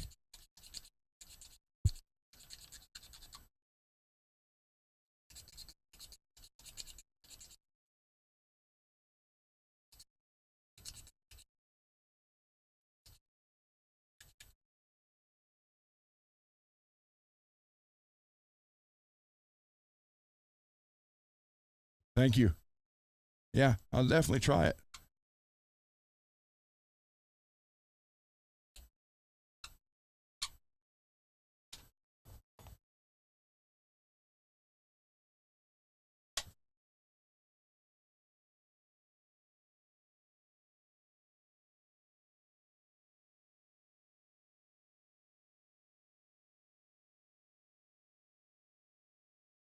So again, if you guys are interested, it's PLA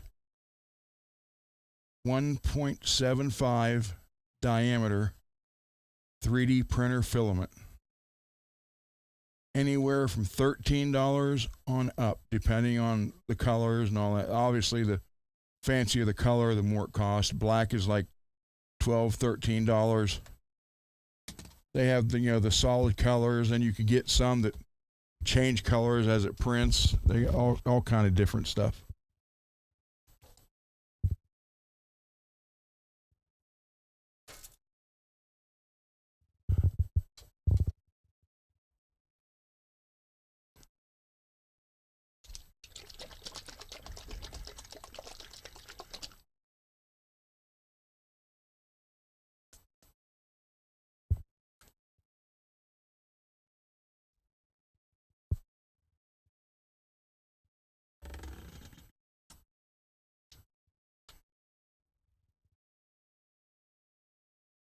Great stuff right there.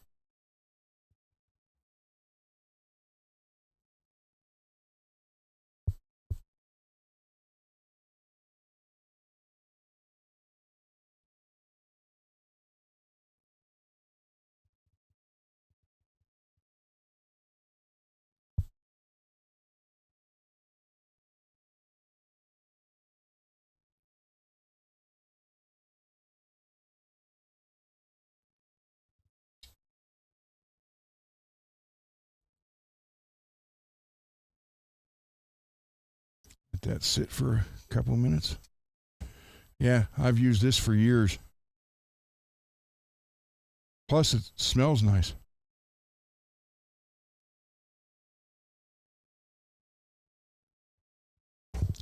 And professional furniture restorers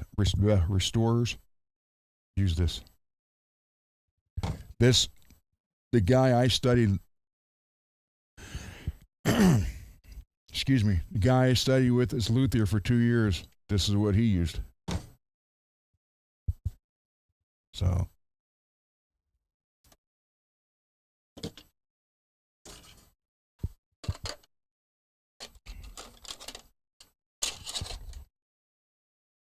So again, PLA 1.75 millimeter, any color you want, email me, and you can buy it at Amazon and have it shipped right here, and I will make them, and when they're complete, I'll show them to you on the show here, and I'll ship them out to you.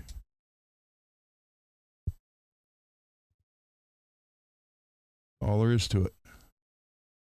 And you saw how easy that was? No mess.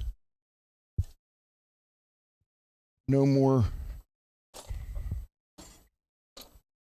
using these things and a Dremel tool and splashing everything with the fret polish or the metal polish.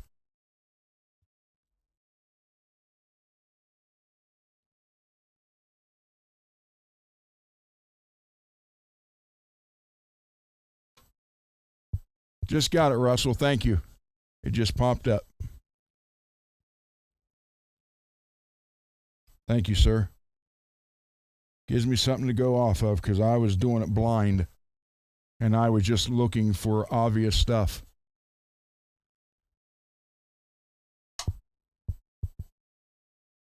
What time is it? 10:30, 11:30. All right.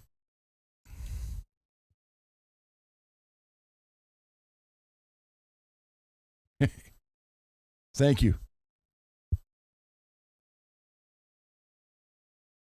So I don't want to stay on too much longer with him over on the other side because my wife even sent me a message. She's like, "You're doing a show with him here?" Then she wrote, "Rude." But I wrote her back. I said, I asked him if he wanted to be on tonight. He wanted to be on tomorrow night, so.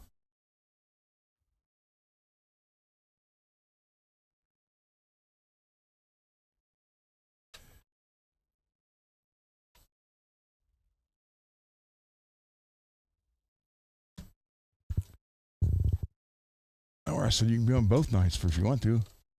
So you can stay on the whole show or part of the show. Oh, I printed out another 74.3 there to there.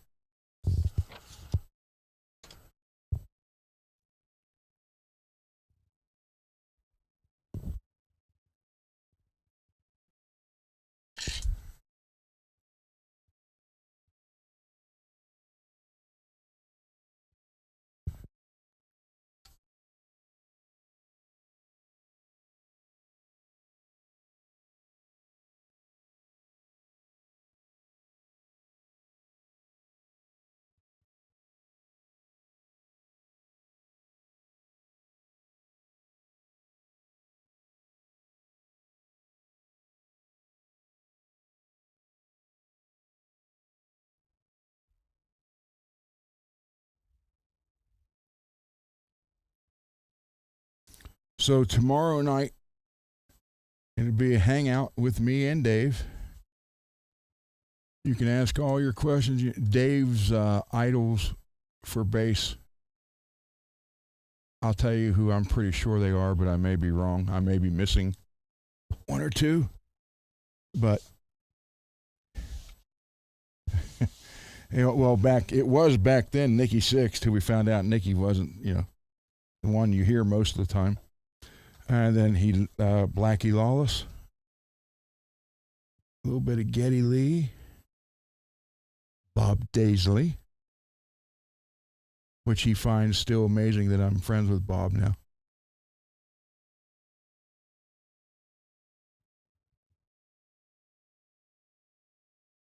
So tomorrow will be probably 9 o'clock and do a couple hour hangout. And then Monday we'll build the sound package for this. And I really want you guys to be active in that because I do not want to keep building different I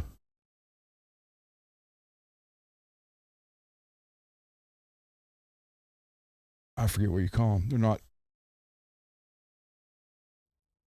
What I'm saying is I don't want to build 3 or 4 different ones for different guitars, but yet they all sound the same or close. I want something that sounds different but good, if that makes sense. So I would love to have you guys give me your input in that. I still have to order a gold set, but I don't have the $66 to do that yet. Extra right now to put on the gold Floyd.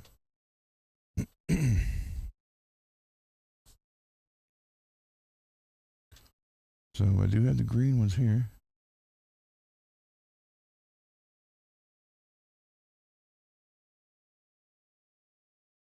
Dang it, that came off again.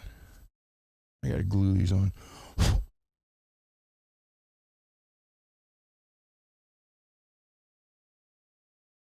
And also with your filament, I can make you guys one of these. But the more I make, obviously the bigger the box. So, but I always use pirate ship, so it's actually the cheapest you can get it. Like that stuff I sent to California the other day, it was $47.84 through pirate ship, and it said or switched to UPS for $113 more. So, yeah, you got to be smart about it. And Garguts, when it comes time to send your guitar back, we'll go through we'll go through pirate ship. And Billy, remind me to put this in the box. What the heck was that? Oh, the bass. Guys, FU tone. It's well worth this. I don't even know how much. I think I paid 12 or 13. They may be 15 or 18 now, but they're still well worth it. Saves a lot of headaches.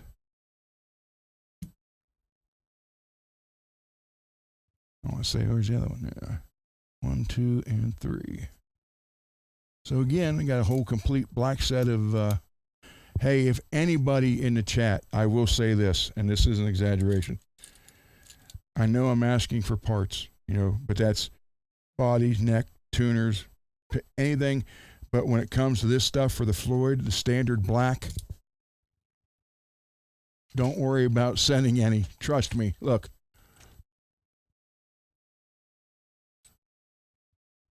Matter of fact, if anybody needs any original black stuff for it, for Floyd, like if you're missing some or missing the black saddle, the blocks, let me know. That's something I can help provide to people.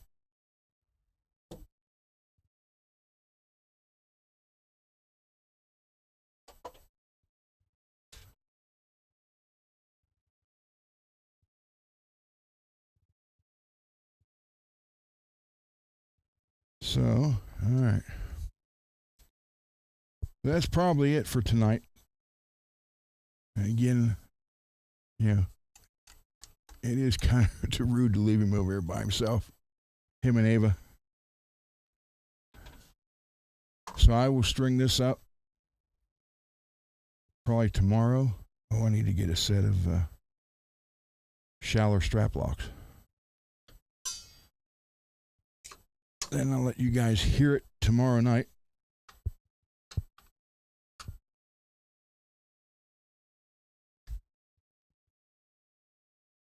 And then Monday, we'll create the, it's not a patch. I don't know if that's what it's called or not. But we're going to pick, and we're going to go, here's how we're going to do it. Because on a lot of my other ones, how I did it was I started with the amp. And then went from there. Cole says, Dad, when you're using a pedal board, you're going from the guitar into the pedals into the amp. And I said, that's fine, but remember, from 86 or 84 to 94, I never really used a pedal board. Other than I had a tuner before, inline tuner and a Boss noise gate. So I had a bunch of them, but I just never used them. I said, so in all actuality, I never did know that much about pedal boards.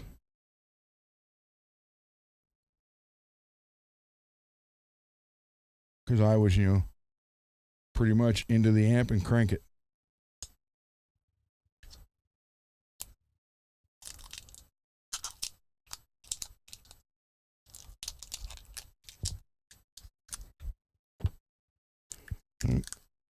Cole's birthday was yesterday, and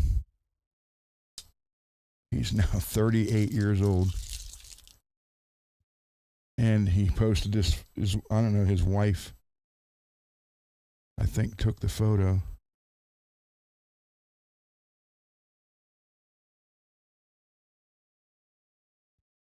Look at that. It's like a band, but he's got my arms and hands exactly.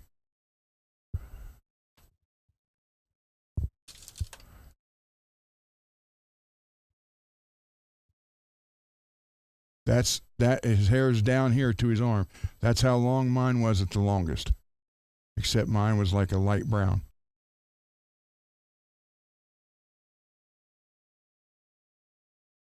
So they're getting ready in the next, well, he's coming down this Wednesday. And that's what's funny, because I told you I would I wouldn't have anything, then all of a sudden I'll get swamped, which is exactly what's going to happen, because they're getting ready to go play Brooklyn, New York. So I have to have all their guitars and their backup guitars ready to go, because I won't be with them in Brooklyn.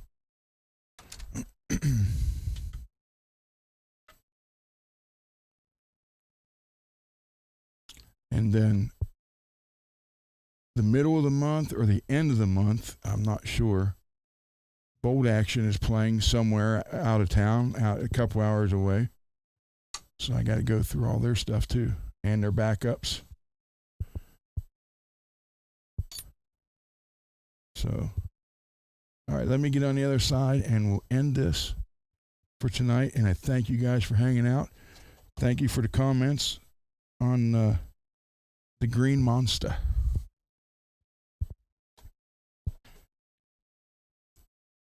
And Garguts, thank you for sending me the White Monster. Yeah, we'll get it fixed. Don't worry. Ooh, what's going to be interesting tomorrow, Peggy?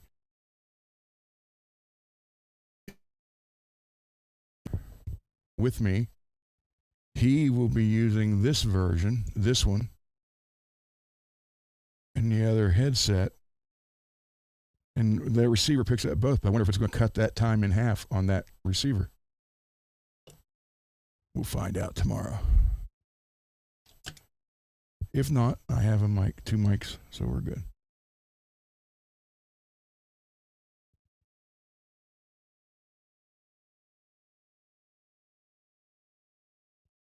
So with that, everybody, I appreciate it. Again, thank you for hanging out. And also, the store is up and running. You can get the shirt, the hoodie, which Derek got his hoodie, sweatshirt, or a hat. It's on the home page of the channel. Link should be in the description of this show. So with all that, everybody have a great night, and I will see you tomorrow. Me and Dave. Good night, everybody. Thank you again for everything. Now it's not going to work. Watch. There we go.